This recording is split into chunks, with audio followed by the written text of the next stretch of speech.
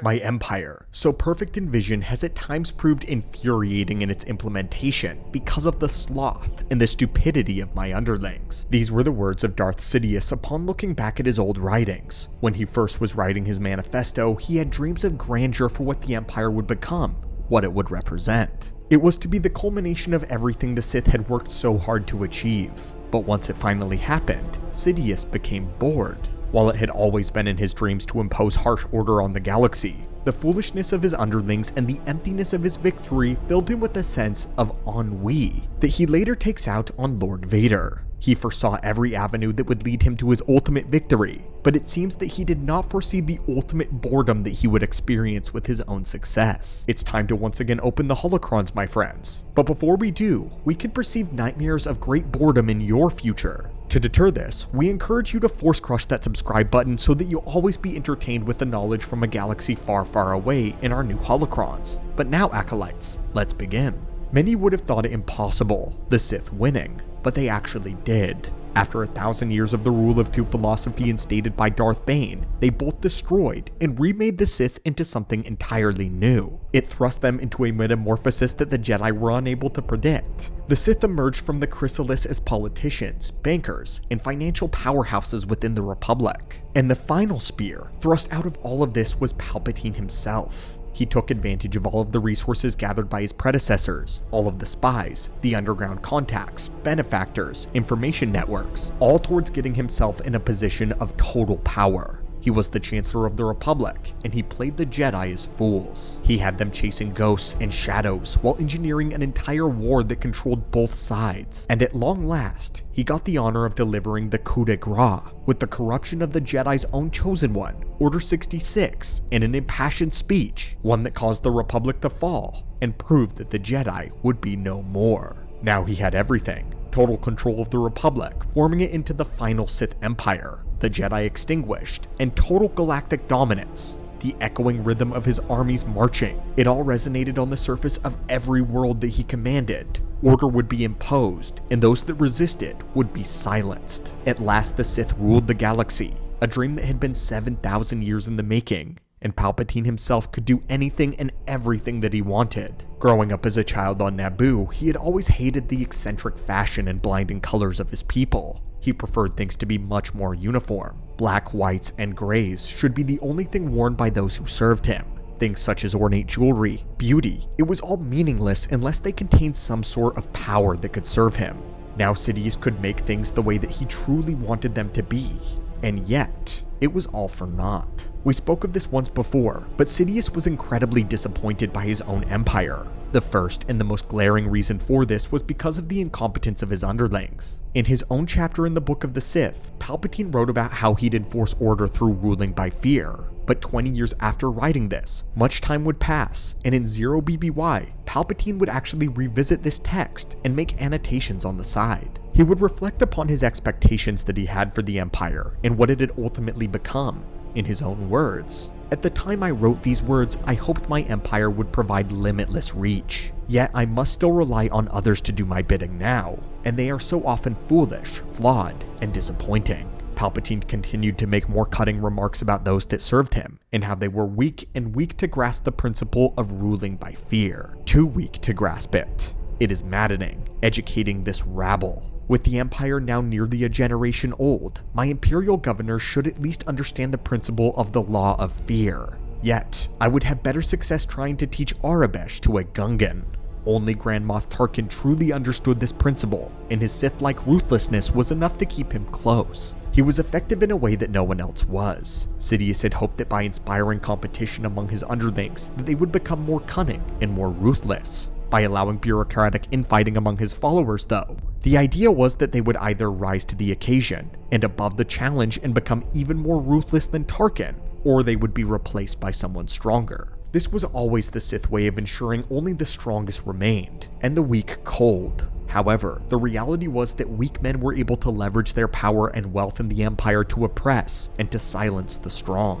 This left cowards and complacent fools in positions of power, such as the experience that Thrawn had when attempting to climb the ranks as an alien. While Palpatine recognized his great skill though, he either didn't care enough to fix it or couldn't come up with a sufficiently Sith-like solution that he was pleased with. The Jedi Hunters also exhausted him. He saw the Inquisitors as idiots that could barely handle their own lightsabers, let alone their job. In the book he writes this: Grand Inquisitor Torben is the latest of these fools to perish. A bomb, a speeder crash, drowning, in their death. The Inquisitors are making a mockery of their Empire's infallibility. And so because of all of this, the Emperor becomes bored. It's not as though he gives up by any means though, but he grows weary and retreats into isolation, choosing to spend his time studying the depths of the dark side and Sith rituals and practices. Palpatine does not indulge in wealth or luxury despite being the richest figure in galactic history. At the level he was on, money literally now meant nothing. The only currency that mattered was that of power, and even that lost its thrill once he obtained all of it. He actually follows in the steps of Vitiate before him, choosing to close himself off from the galaxy and work on a backup empire in the background, because Sidious came to realize something that Vitiate also did. At some point, the Sith Path does end. Sith inherently are engineered to conquer, and even though Sidious thought of himself as someone destined to rule, he ended up finding it to be the most unfulfilling part of the entire journey. The way of the Sith is to always seek struggle so that you can overcome it, and infinitely evolve. But once he reaches the apex of his power, there was no one who could truly challenge him. In the end, the Sith ideology is ultimately empty once it is fulfilled. Of course, Sidious refused to admit all of this though. It was in his nature to always be scheming, plotting. But as far as entertainment goes, he no longer had the Jedi to keep him amused with their ignorance. When he was Chancellor, it was thrilling for him to be in a room with the most powerful enemies in the galaxy without a single one of them knowing who he really was. He placed Sith art all around his office to mock them, and they were none the wiser. The satisfaction he got from all of this is unmatched.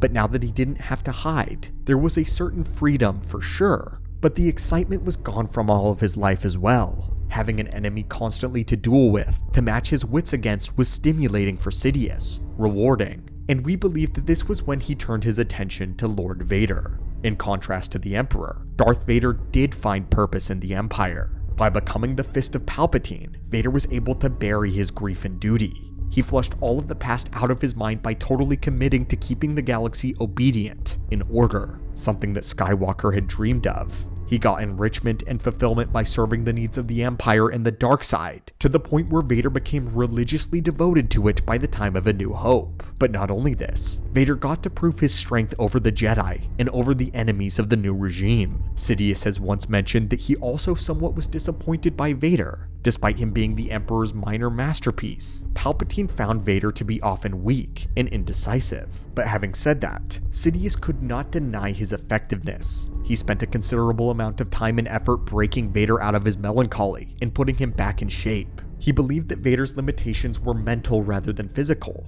and he had determined to reawaken the power latent within him by becoming the object of Vader's own hatred. Once this was accomplished, Palpatine set out to making Vader the most feared being in the galaxy. His helmet would be the face of the Sith, even if that wasn't something that was publicly confirmed. In his opinion, it did not matter what people really thought Vader was, just as long as they feared him.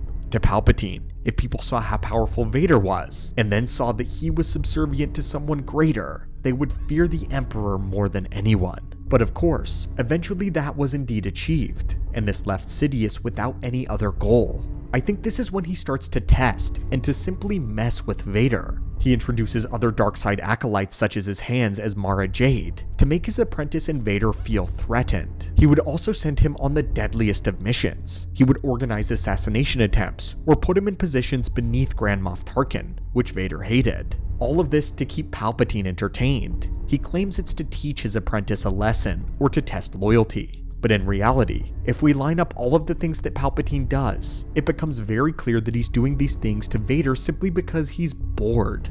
It's as if he needs someone to scheme against in order to feel fulfilled in any way. But the only being powerful enough to make it interesting is Vader. Not to mention, with every challenge that Vader overcomes, the more powerful he gets. And not just that, but each challenge continues to break Vader's hope of overcoming his master even more. He constantly learns that Palpatine is in control of everything. It makes him appear nigh omniscient. All in all though, each scheme makes Vader stronger, but more subservient to Palpatine, so it's a win-win for the Dark Lord. But he soon comes to realize that this abusive chess game with his apprentice runs the risk of Vader finding ways to overthrow him, such as when Vader trained Galen Marek and then attempted to train Luke Skywalker. But perhaps for Sidious, it would have all been worth it in the end. All he had to do was stay 2 steps ahead and ensure that Vader never found a foothold. But as for the rest of his empire, things wouldn't become interesting for him until the rebellion took out the freshly completed Death Star. This definitely was not the entertainment he was looking for, as it enraged him beyond reason, but it was at least something to do with all of his power. But anyway, my friends, this is why we believe that Darth Sidious grew terribly bored with his empire. The psychology of Palpatine is always one of our favorite subjects, but of course, we want to know what your favorite subjects in a galaxy far, far away are as well.